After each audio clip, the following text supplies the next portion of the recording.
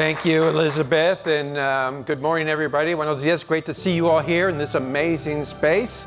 Big thank you again to the entire College Futures team and everybody who helped pull this event together. I think they did it on purpose because bringing a Dodger fan to be right here, right across from Petco Park, I think they tried to throw me off. It may have succeeded for the first 15 minutes, but I'm good now. I'm good. We'll be okay. I want to thank all of you for being here. This is an amazing space. You are all here for a reason, and thank everyone who is joining us online, either on LinkedIn or on YouTube. Let me start with something simple. Hopefully, what you think is something simple. I want to start by thinking about dreams. Okay? Envisioning yourself in a different place, in a better place. A place of opportunity. Those are the kinds of dreams that I know I enjoy having. And I believe that dreams are shaped by what you can envision. If you can see yourself in a different place, if you can see yourself choosing different opportunities, then you can make those into reality. You can manifest those into reality. That's what the California dream has been about for decades. This dream, this vision that if you come to the Golden State, you can realize your dreams. You can be who you want to be. You can enjoy the abundance of opportunity that the Golden State professes to provide individuals coming here, coming west, to the sunshine, from the mountains to the sea, and every other marketing campaign you want to talk about. But we have to ask ourselves, do Californians today still actually believe in that California dream? Can they actually see themselves on a path toward whatever the California dream means today? I would argue that most can't. We believe that millions of Californians today don't believe that the California dream is within reach. Think about the 20-year-olds or the 30-year-olds you run into, some of them my kids, who just don't see California as a place that includes them. And certainly not this California dream. For them, the California dream is nothing but a marketing campaign or something that's steeped in nostalgia from the past. A different California, a California of the 60s, not today's California. And I've certainly lived that in my personal and professional life. And as Elizabeth mentioned, I also grew up in Southeast LA in a very traditional working class Mexican-American household, Mexican-American neighborhood in a place called the Florence Firestone District, zip code 90001. And so that was my world, that was my universe. And it also shaped what I could envision myself to be. It narrowed the universe of possibilities because I only saw what was in front of me. And my parents and my neighbors and my friends only saw what was in front of them, what was within the walls of that zip code, where we hung out, where we played, where we went to school. And I was fortunate that my parents worked hard in order to provide myself and my brother and sister a Catholic education. But it wasn't until early in my senior year of high school that I even began to think about going to college. And that was only because, I got decent grades, and I played a lot of football. So I wound up getting letters from Brown University, from Pitzer College, with offers of an athletic scholarship. But of course, at 17, I thought, what is Brown University? What is Pitzer College? I had no clue what that even meant and what going there would even mean. Of course, today, I know the opportunity that exists at a Brown University, or the opportunity that exists at a Pitzer College. But at 17, I didn't know, and how could you expect anybody in my family or my neighborhood to know? If they don't understand, how can they articulate the value to their children or to their friends and their family in that neighborhood? And that's still true about 90001 today. And so I chose a different path. I chose to enlist in the United States Army, where I proudly served for 4 years. I became a dad early on in my life, And when I left the Army and packed up my duffel bag and was given a few $100s to go back to California, I had to come back and figure out what the path forward for me was going to be. I had to ask the same questions that millions of Californians ask every day. What is the path forward, and how in the world am I going to access the California dream? And so it wasn't until a couple of years later where a random act changed my life. I just happened to be driving through Huntington Beach, and I just happened to stop at Golden West College. I picked up a class schedule, I enrolled in college, and my life is different today. That was a random chance, luck. Fortunately, I ran into a couple of people who actually helped me articulate what the path forward could look like. And so if you think about what that means is the system wasn't designed to support me. The system was designed to support random acts of luck. And that shouldn't sit well with any of us. Folks, we live in at least two Californians. That's certainly true in my life. Growing up in 9001 to today living in 92625, those two worlds couldn't be more different. They are worlds apart. They were then, they are now. We in California are the fourth largest economy on the planet. We are one of the wealthiest places on the planet. We are certainly one of the most prosperous states in America. Yet we have nearly an 18% poverty rate. 18%. That is the highest poverty rate in America. At the same time, we are both the most prosperous economy in America, and we have the largest poverty in America. And you see that every single day. We become numb to it. You see it when you walk out of this room. You will walk past a homeless person. You will walk past a panhandler. You will see people in line trying to get food. You see it every day, and we become numb to it. And that's something that we should not accept going forward. That's a vision of California where we accept leaving millions of people behind. And at the center of all this is a conversation that we don't have enough urgency around: post-secondary education. You know, in the next decade, 3 out of every 4 jobs that are created will require some sort of education or training beyond high school. Yet, California is falling behind. And we're falling behind not because there's a lack of talent or ambition. There is talent in every neighborhood in California. It is a lack of creating accessible, transparent pathways for Californians. Right now, 56% of working-age Californians have a post-secondary credential. As you heard, the state's goal is 70%. Yet, even that 70% doesn't account for all communities coming together at the same time.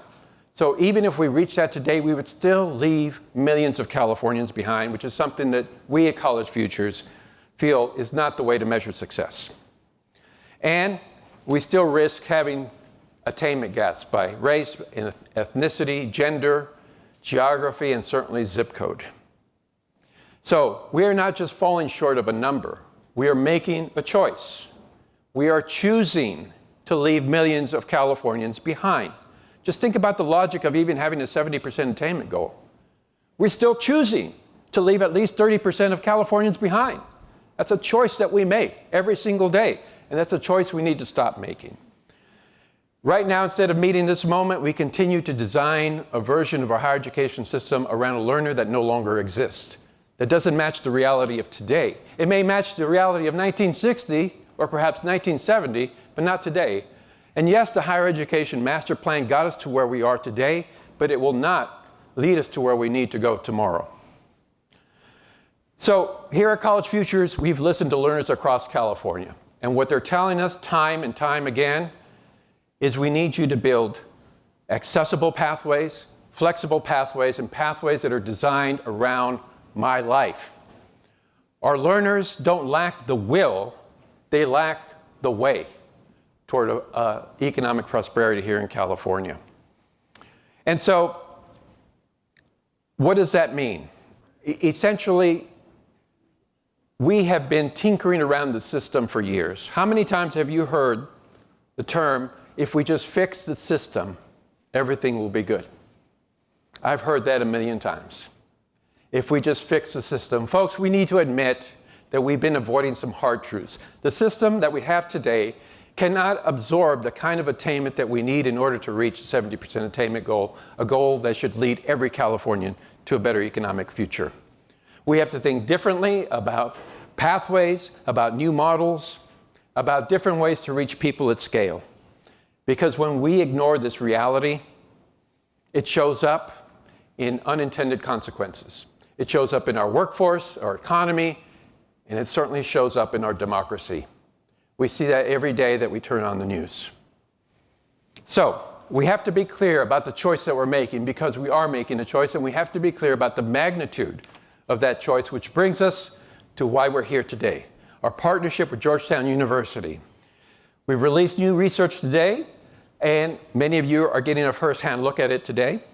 It shows that if we raise attainment to 70% across all groups in California, we will be able to gain $4.4 trillion of economic opportunity. $4.4 trillion. Take a moment to let that sit with you. Wrap your brain around $4.4 trillion of economic opportunity for the state of California. That's $214,000 in additional dollars for every working-age Californian.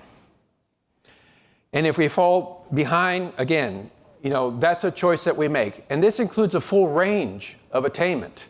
It includes bachelor's degrees, it includes associate degrees, and it includes high-value credentials that lead to good-paying jobs and economic mobility. And when you layer AI on top of that $4.4 trillion number, the stakes get even higher.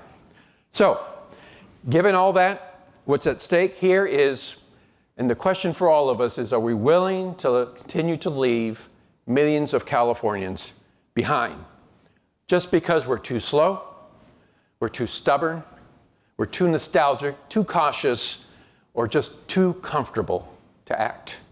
We have to embrace change, massive change at scale. We have to build a system for lifelong learning, a system that supports workers throughout their entire career, and one that leads to a healthy civic society. We actually have to honor the way learners learn today and where they need to learn.